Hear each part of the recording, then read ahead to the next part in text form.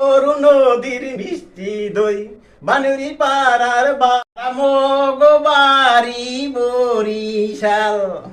মগো দাদাই শহীদার দাদা গরু নদীর মিষ্টি দই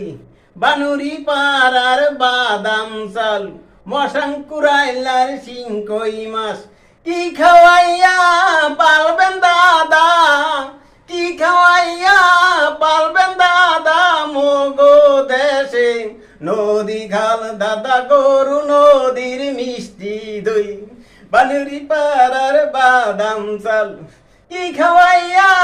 পালবেন দাদা কি খাওয়াইয়া পালবেন দাদা মগো দেশে নদী খাল দাদা মগো দাদাই শহীদার দাদা গরু নদীর মিষ্টি দই